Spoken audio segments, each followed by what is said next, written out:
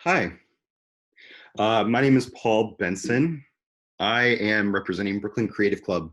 Brooklyn Creative Club is an organization in Brooklyn, hopefully trying to bring together different creative independent workers to support each other.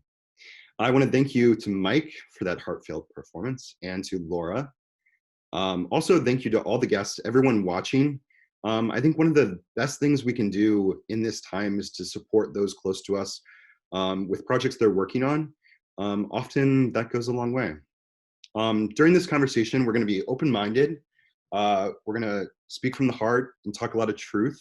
There's a chat box below, so feel free to share causes you care about, organizations that are doing good, places that people can donate financial resources to really make change.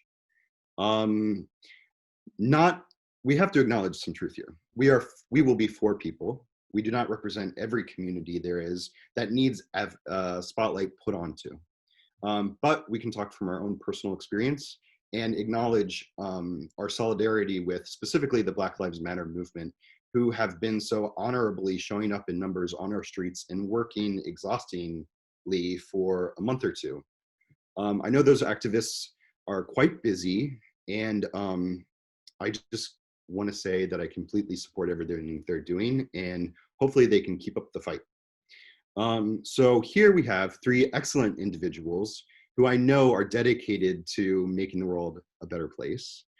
So we can bring them all in and I'll let them introduce themselves. We have three people. Are you all in? Yeah. Yay, okay, here's Dean. Mr. Dean, please introduce yourself. Hey everybody, my name is Dean Sheremet. I'm a classically trained chef. I spent the last 10 years in New York working in fine dining, worked for Jean-Georges, worked for Nobu, but I think my most important work there was with an organization called Wellness in the Schools, where I got to teach inner city kids how to have a healthy, happy relationship with food. But currently I'm with the Edition Hotel Group on the operations side. All right, Angela? Hi everyone, my name is Angela del Sol and I'm a social entrepreneur and a climate activist. I started a creative agency 4 years ago called Solar Creative with the goal of encouraging the global generation to care about design, legacy, and value alignment. So I've been activating brands from sectors in the VR space to solar energy to grassroots communities. So I'm really happy to be here with you all today. We are lucky to have you. Ariel? Hey guys, my name is Ariel and I am a soul cycle instructor here in New York City. I've been teaching soul for almost 6 years now. I recently just founded my own workout in this climate called Workout with a Q. And we've been sort of raising awareness to the trans community in the pandemic and just sort of shining a light on the injustices that are going on. Yeah, all three of you are wickedly talented. And I know we're recommended with a lot of enthusiasm by people that know you. And I know all three of you are working on projects to really help your communities progress. So I'm excited to hear about that. Okay, so opening thought is a little headspacey, but I know personally I get triggered by these sensational headlines. And I just wanted to step back for a moment and think about community. Community has been with humanity for quite some time, if you think about it. Just recently, in the last 10,000 years, we went as a species from hunter-gatherers to forming actual communities, small at first. But prior to that, we sort of roamed with small familial units for hundreds of thousands of years. Although small, I think these units were the first manifestation of community. It was a small group of people working together, sharing tasks that ultimately resulted and taught us that by working together in a community, we can have a more prosperous life for ourselves and our families. As we evolved into small settlements that turned into large cities, our numbers grew dramatically. And with that, the intricacies and the complicated nature of community within communities to our benefit, but also to many's oppression. Since then, we've had quite a few inventions, specifically in the last 150 years, like the printing press, industrialization, and the internet. These inventions have vastly increased our access to knowledge and, coincidentally, human population. With that, our tolerance for oppression has dramatically plummeted. And in only the last 100 years, we've seen the women's, African-American, Indigenous, and LGBTQ+ communities fight and continue to fight to this day for equality. Added together, those groups represent a vast majority of Americans and global citizens. Specifically, in the last the top 5 largest protests in US history were very recently. The 2017 Women's March, the 2018 Women's March, the 2018 March for Our Lives, the 2019 protests in Puerto Rico, and the 2017 March for Science. That is a huge deal. And it doesn't even include what we've seen in 2020 with the incredible Black Lives Matter protests, which the New York Times estimates to be the largest, it may be the largest, it most likely is, movement in US history. So I hope that takes us back from an immediate headline and allows us to talk about sort of larger community and how we can activate that. The first question is, I want to know, okay, so what are you working on? Obviously you probably care so much about so many things, but what specific community are you hoping to help in this lifetime, and what projects are you working on to do that? Who would like to start? Angela? I'll go.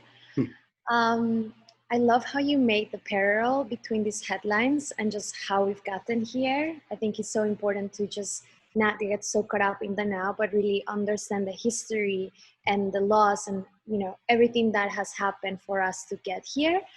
I love history, so I appreciated that bit. Let's see. I've always been very passionate about social justice. So social justice can come into many, you know, different fields, and there's a lot of intersectionality in this topic. So, you know, we can't have climate justice without healthcare, without education. So I guess that it's important to have some sort of frameworks.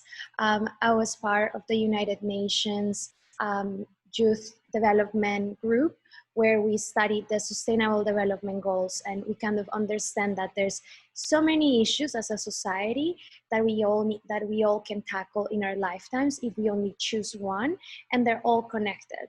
So if people care about climate action, then we can, but educating women, we're actually contributing towards climate solutions because everything is connected.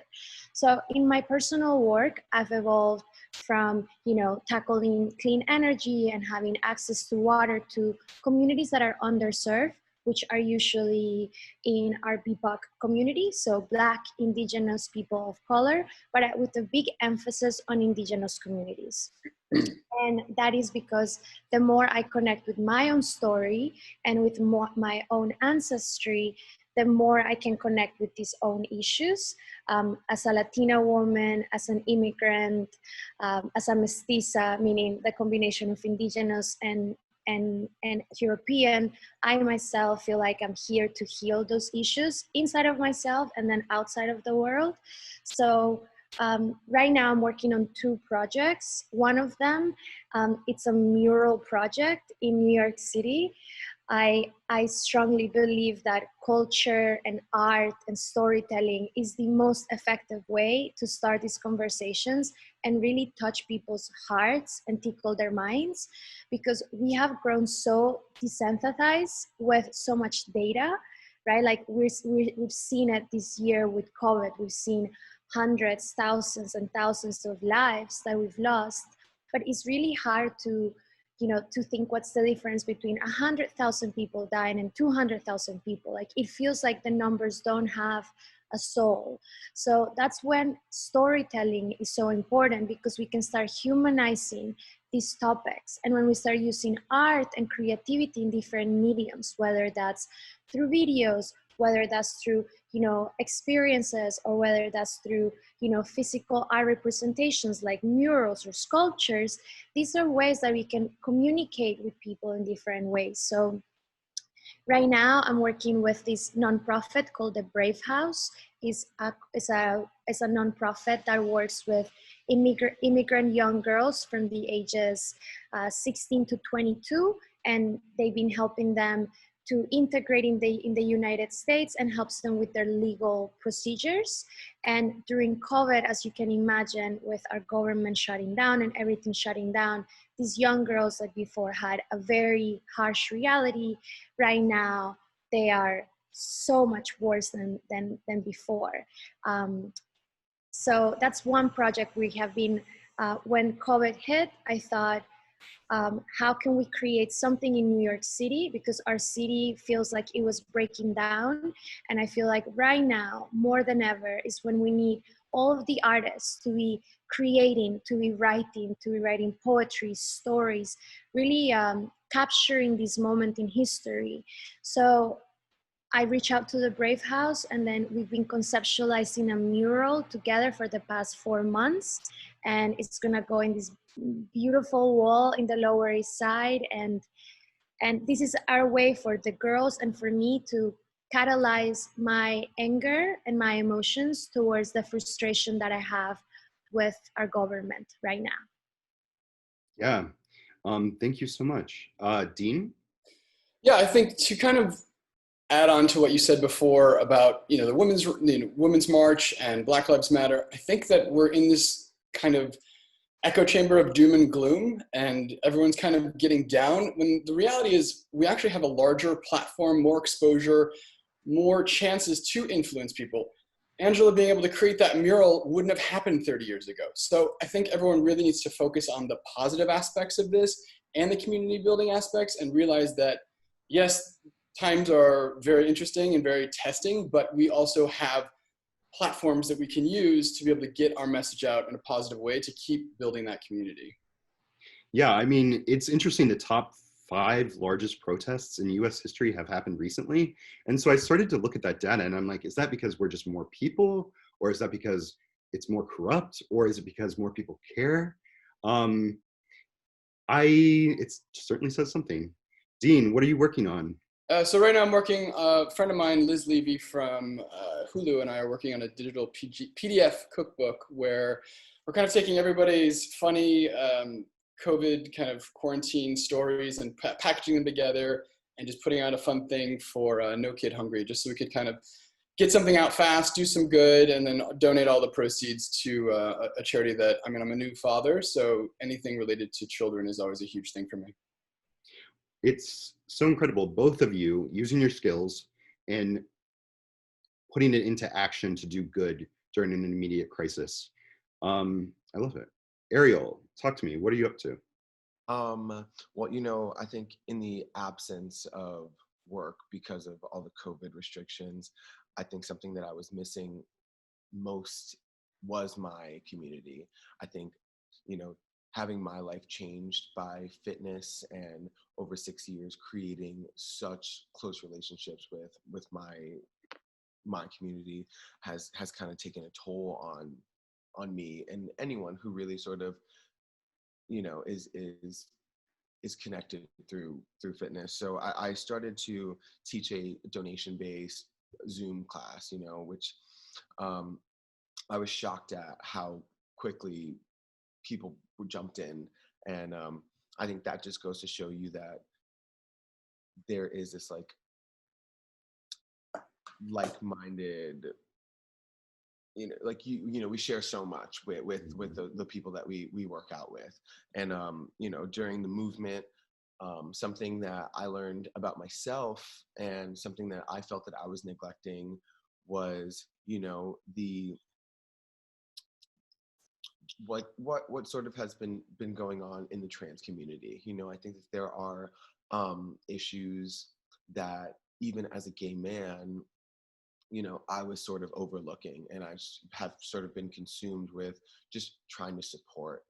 So we've been sort of raising money for a couple of organizations that I think are doing really great things, the Trans Women of Color Collective and the Okra Project.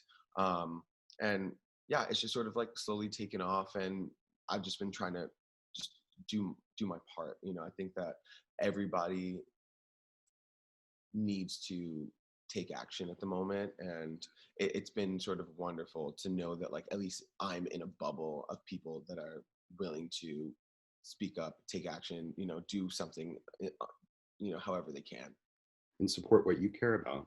mm-hmm. You mentioned in our run through sort of a personal narrative about how you got into the fitness community, and I found it resonated with myself. I don't know if you want to talk about that at all. Sure. You know, I was never a like fit man. I sort of like, you know, grew up in school. I think I graduated and I was like nearly 300 pounds. I lost a ton of weight when I started going to college for musical theater. That's my background. I'm a musical theater performer.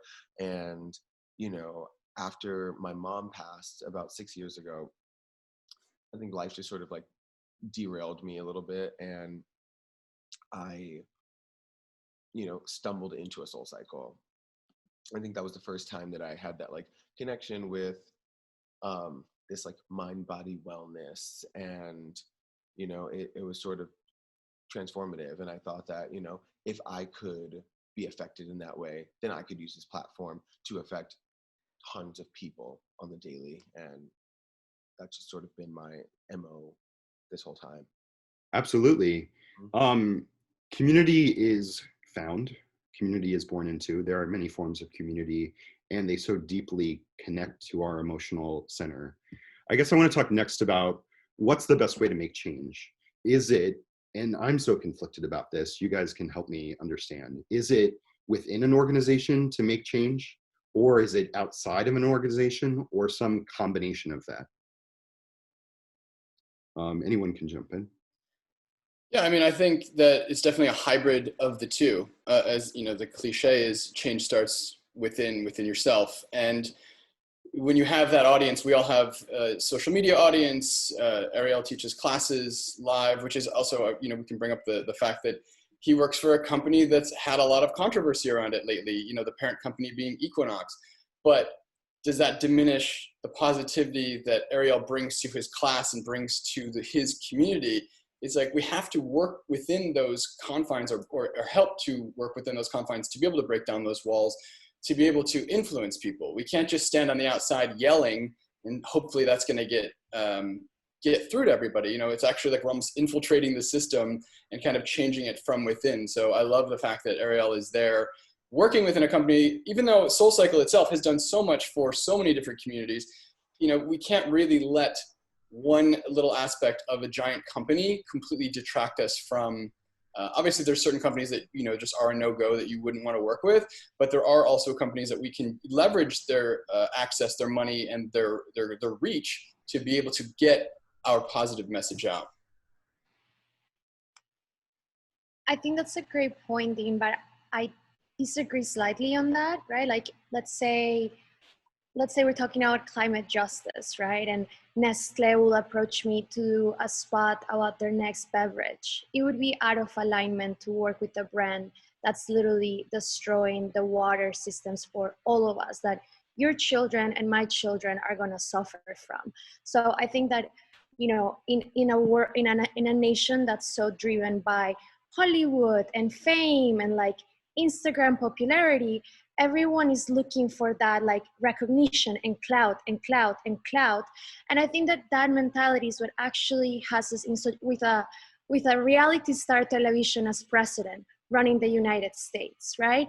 Because our values and the flexibility in which we have been making decisions that are always like, well, you know, I'm working for X or Y, but I'm still a good person, right? And I feel like everyone in the United States feel in that conundrum where, you know, we need to work for money, and sometimes that means we have to compromise our values. So I started my own business because I didn't want to do that. And in the process of even working and taking clients, I kept on hitting the same wall, like lack of value alignment. And, you know, projects would be a success, and then inside I would just feel so off because I felt like I was kind of selling my soul. And I see myself as this sacred being, you know, like my life is so precious, like each breath, that putting my energy into building something for somebody that's not aligned with my values, it's actually very detrimental for my self-esteem. So I think that COVID has been a space that have allowed people to really question where their energy is going for, and where, like, how we can make better changes and align more and more. So I do think that a lot of brands need to have bigger pressures, because we have been too flexible with how we have been making a lot of concessions to a lot of these brands and give them a lot of benefit of the doubt. But in reality, when you start following the money and where the money's coming from and where the money's going to, it doesn't make a difference that, you know, that we're like putting our energy into a great community to bring wellness. Meanwhile, that person is gonna take the rights of all of the trans and gay people in our nation that are literally fueling the people that are doing that. And then we go in March. So it's like these cycles of like, where is actually the power, and how we can, as consumers and as community leaders and as individuals, can tackle that. No, I totally respect and thank you for that perspective. I just think that there's just this notion that corporations are bad. Obviously, if Nestle is a giant polluter, that's not something, and I said there are some brands that are a no-go, so obviously you're not going to align yourself with that. But I think, you know, that's what handicaps a lot of these activist movements, is that there's no funding behind it. And a lot of people who don't know where to funnel their money, like they are putting their money into these corporations. So if you can find one that aligns with your brand, or you can convince them to align with your message and make the change, that's where everybody's going to win. It seems like there are organizations, systems, governments, communities that you can align yourself to. And there's a lot of gray zone, and often we talk about it in extremes, which, you know, is one of the pitfalls of the internet. But actually coming together and having a conversation can be beneficial. I think Ariel his video might have dropped off. I know his Wi-Fi was a little spotty, but I'm sure he'll be back. So the next question I wanted to ask is about, which one should I go to? Okay, motivation. So we are motivated to do good. Fundamentally, probably humans are motivated to do good, but that doesn't always lead to action. What should people watching, how can they act, either about the causes you care about or in general? Dean or Angela? I was just going to say, to kind of give power to what Angela says, we vote all the time when we go to the store, and all the brands that we choose to support are that, you know, that's kind of, you know, I'm going to say the dirty word of capitalism, but that's kind of how capitalism works. And that's what makes it great, is that you decide with your money which brands are actually going to survive. Because if you're not going to support a brand, they either have to switch what they're doing or switch their, you know, their ethos to get you to, because I mean, that's just the way the world works. If they're not making money, they have no revenue stream, they're not going to be in business very long. So every time you go to the store, you are making, you know, the best decision you possibly can.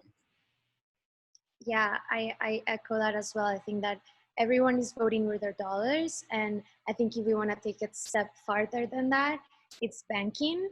A lot of these banks, like Chase, Bank of America, and I know it's really hard to uncouple with these banks because we've been with them for so long, and just the system has made it so difficult.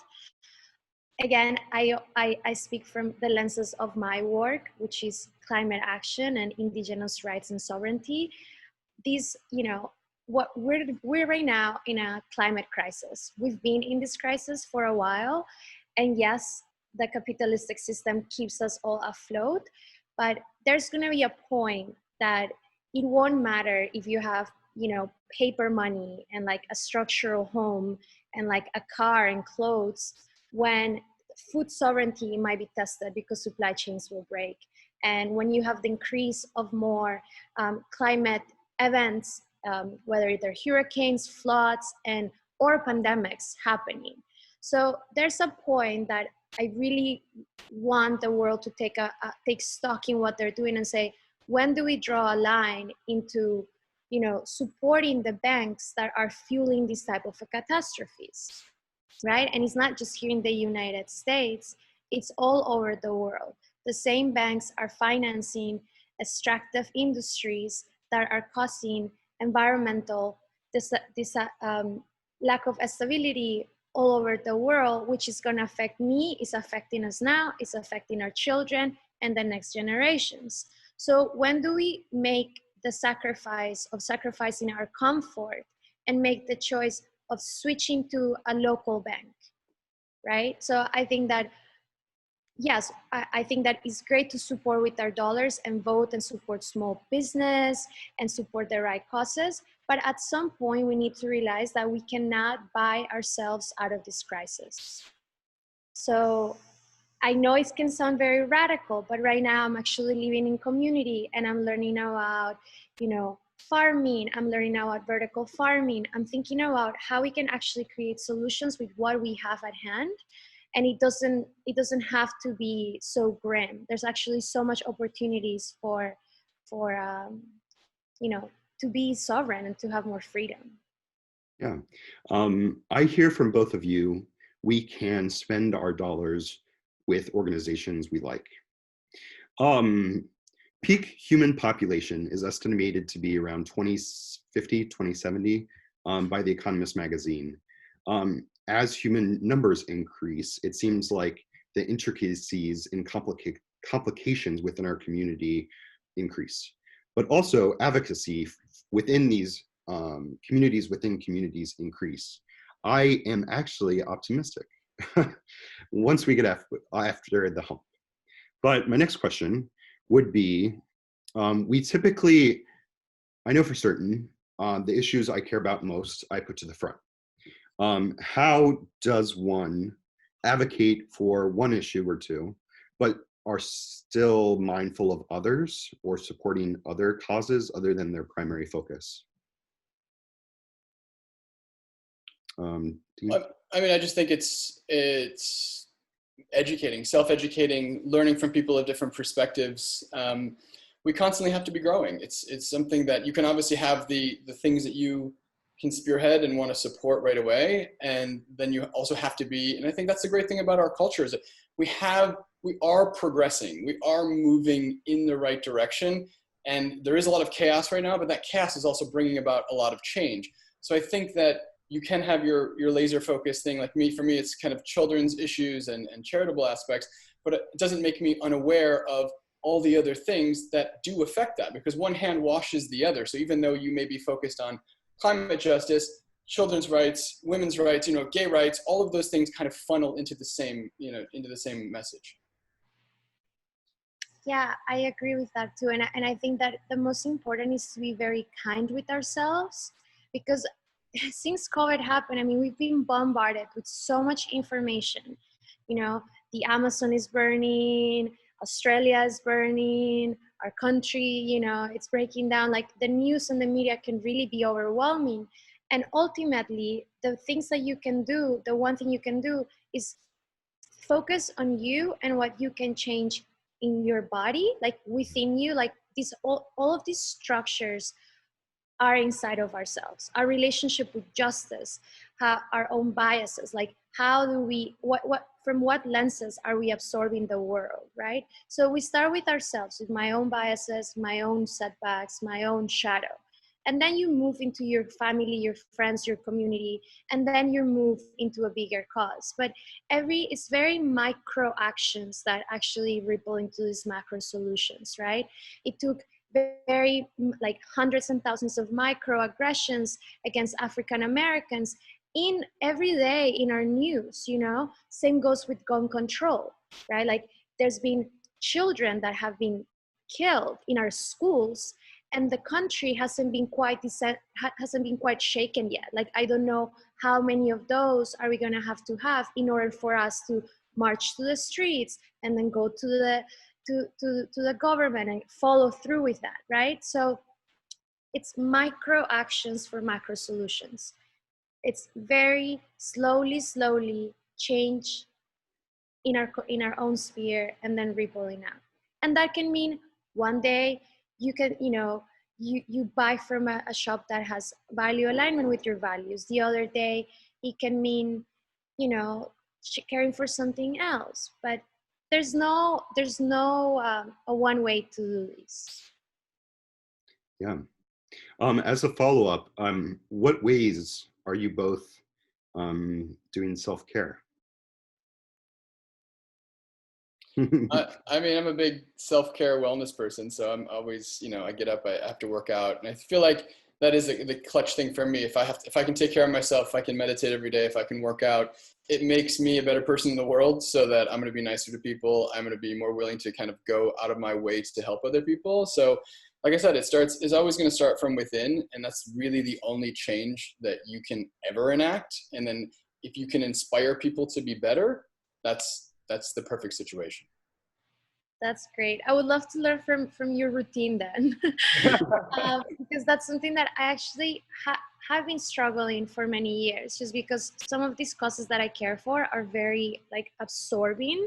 Like right now, I'm working with another nonprofit that works with indigenous rights, and what's happening in the Amazon is it's imagine what happened in New York 3 months ago. It's happening there, but there's no medical system that can help these people. So I am getting better at resting more, unplugging, meditating, and doing exercises that I like. Like I love playing tennis. So now in this artist residency, I have the chance of doing that more, and I feel great afterwards. And yeah, just sometimes, yeah, kind of subtracting myself from these bigger issues and realize that I can do it on my own, and kind of not taking on that burden on me, and just doing more therapy, working on different healing modalities, kinesiology, and all sorts of like new age ways to approach trauma. So yeah. You two are both quite inspiring, and if you don't follow them on Instagram, please do. Especially Dean, I know this is a work environment, so I appreciate it. Should I? No, I'm kidding. Yeah, but tell us, so what next can we see from you? What can people do? Where can they see your work? What can they do to support you? Angela, go ahead. I can be found on Instagram. It's my name, Angela del Sol. I will post it here.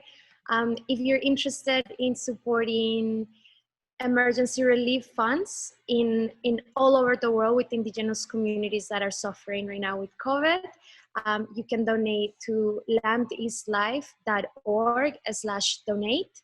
And 100% of the proceeds are going to communities on the ground that need urgent aid.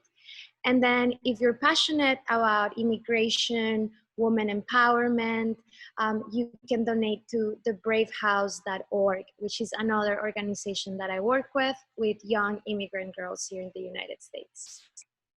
Thank you. We'll have to get that into the chat so people can click on it. Dean? That's amazing. First off, I just want to say thank you, Paul. Thank you, Angela, for letting us all be a part of this. It's been incredible. I've learned so much from Angela, just of things that I may not have been aware of, that, obviously I like to consider myself, woke and educated, but there's always new things to learn. So it's inspiring to, that's the whole thing about civil discourse and having these conversations is that we get better every time.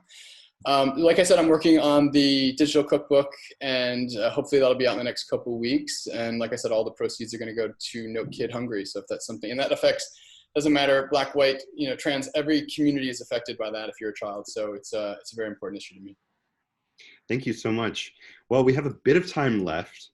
So I know that we talked in the warm-up. One last question. I'll abuse you guys a little more. We talked a lot about, how do I say this? Maybe tone. It's like, how do you best speak to the specific audience? I don't know if anyone had some closing thoughts about best ways to get messages across to different audiences.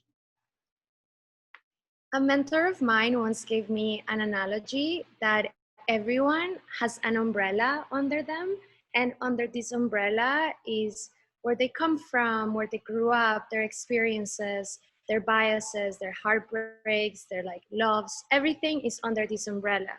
And when you communicate with someone, ideally you want to make them feel comfortable enough to let you in on their umbrella in a rainy day and have a conversation. So that analogy always struck to me when my first job in New York was doing marketing and sales. So I had to sell music to all of these creative directors, and like sell music is not the easiest thing. So I think for me, I'm learning. I'm not an expert by no means, because again, a lot of the work that I do, it's very, it's like life and death for the most part. Right now with a lot of the projects that I work with. So it's really hard for me to like communicate this urgency, and I'm kind of switching from urgency into love and helping people understand that if these communities are taking care of the 3% biodiversity that's left in the world, it will affect you, me, your children, and all of us.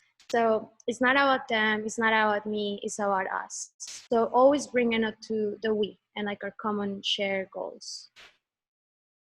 Brilliant. Was your mentor Rihanna? I feel like that was the impetus for that song. So.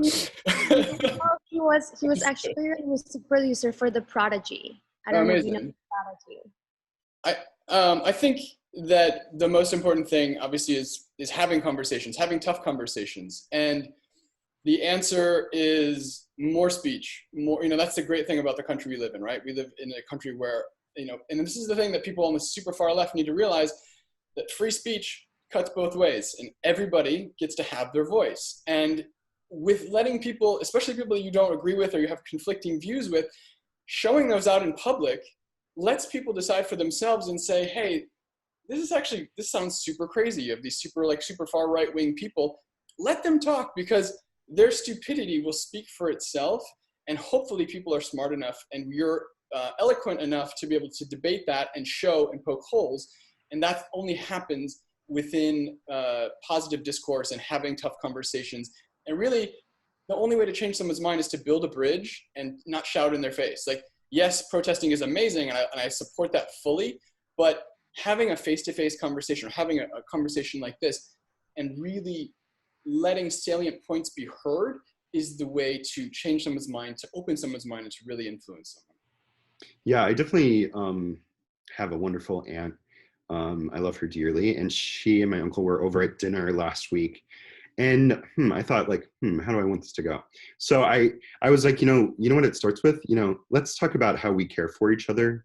We're kind to each other. Almost these biblical messages that my far left butt would probably not normally reference, but I mean, that's the bridge, right?